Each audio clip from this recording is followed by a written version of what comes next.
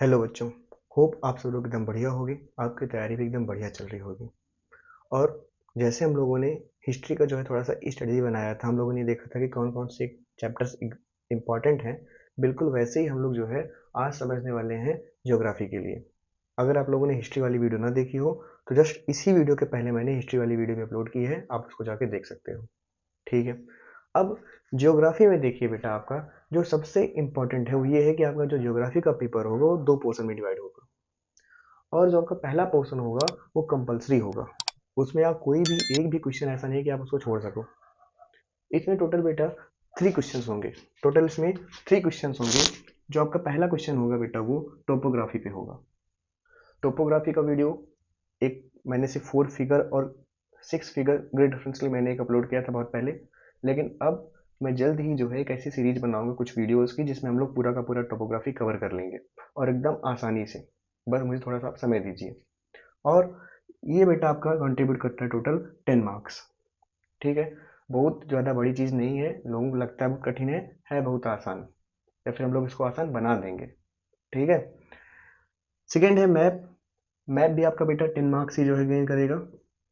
इसमें total 10 question होंगे। सभी क्वेश्चंस एक एक नंबर के होंगे। आपको मैप जो है मिलेगा आपकी क्वेश्चन बुकलेट में। और जब आप मैप में मार्किंग कर लेंगे तो उसको आपको जो है अपने आंसर शीट के साथ अटैच करना पड़ेगा और वो वापस चला जाएगा। ठीक है। मैप भी मैंने एक ऑलरेडी कर रखा है, हम लोग दोबारा से करें। कुछ लिमिटेड चीज़ें हैं, उन्हीं चीज़ों को मैं मार्क करा दूंगा, बस उतना ही पढ़ लेना बस। उसके बाद कुछ नहीं पढ़ना है। ये 10 नंबर आपको मुश्किल से मुश्किल आधे घंटे की वीडियो में मैं दे दूंगा। लेकिन शर्त एक ही है कि आपको खुद से जो है मैप में दे दूंगा, आप उसको प्रिंट आउट करोगे। इसमें आपका नॉर्मल मैप नहीं, रिवर्स वाला मैप होता है। वही आप प्रिंट आउट करोगे, वही प्रैक्टिस कर लेना बस। Next MCQ. 10 question, 10 marks. MCQ आपका कवर होता रहेगा जैसे जैसे हम लोग चैप्टर्स को कवर कर रहे हैं, एमसीक्यू क्लियर होता रहेगा। फिर आता है पार्ट सेकंड जो कि सबसे ज़्यादा इंपॉर्टेंट है। ये टोटल 50 मार्क्स आपको जो है देता है, लेकिन इसमें आपके पास ऑप्शन होता है। अच्छी बात ये है कि ऑप्शन होता है। तो टोटल क्वेश्चन इसमें होते हैं बेटा 9, जिसमें सबको 5 करने होते हैं। और 5 क्वेश्चन बेटा, ईच क्वेश्चन 10 मार्क्स, तो 5 क्वेश्चन 50 मार्क्स। ठीक। और टोटल आपका जो पेपर बनेगा बेटा वो 80 मार्क्स से बनेगा। जो आपका बचा हुआ 20 मार्क्स है वो आपको आपके प्रैक्टिकल वर्क से मिलेगा। अब समझते हैं कि वो कौन से चैप्टर हैं जो आपके लिए इंपॉर्टेंट हो सकते हैं। सबसे पहला तो क्लाइमेट है। क्लाइमेट क्लाइमेट चैप्टर बेटा बड़ा है। मैं इसको जो है जल्द ही इसको भी मैं जो है छोटे छोटे सम डिवाइड करके आपको चीज़ें समझा दूंगा। इस पे क्वेश्चन बनता है, आप लोगों ने देखा होगा। उसमें ऐसे लाइनिंग होती है, उसमें टेम्परेचर रेनफॉल दिया होता है। वो क्वेश्चन हर साल बनता है, बहुत ईजी होता है। बता दूंगा कैसे करना है, उसको आप लोग कर ले जाओगे। सॉइल चैप्टर ऑलरेडी बेटा चैनल में मैंने कवर कर रखा है, वहाँ से आप जाके देख सकते हो। उसके अलावा नेचुरल वेजिटेशन बेटा ऑलरेडी कवर है, आप इसको देख सकते हो। वाटर रिसोर्सेज बेटा भी कवर करना बाकी है, पुराना वीडियो आप चाहो देख सकते हो। मिनरल अगर आप चाहो तो स्किप कर सकते हो।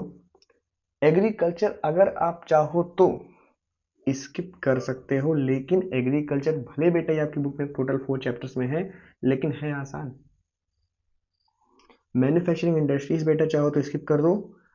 इधर आप ट्रांसपोर्ट बेटा ले सकते हो। ठीक है। और वेस्ट मैनेजमेंट आप सेफ साइड के लिए पढ़ लिए। आपके टोटल 1, 2, 3, 4 और इधर 5। आपके टोटल 5 चैप्टर्स ऐसे हो जाएंगे जिनको पढ़ने से आपका ये पोर्शन क्लियर हो जाएगा। क्योंकि खास बात ये है कि इसमें हर एक क्वेश्चन हर एक चैप्टर से आता है। यानी जैसे क्वेश्चन नंबर 5 है तो क्वेश्चन नंबर 5 एक पार्टिकुलर चैप्टर से होगा, हो सकता है सॉइल से रहेगा, तो पूरा पूरा क्वेश्चन सॉइल से ही रहेगा। ठीक है।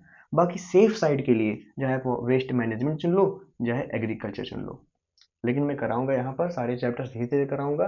कराने इसलिए इंपॉर्टेंट है क्योंकि आपका एमसीक्यू भी तो यहाँ बचता है।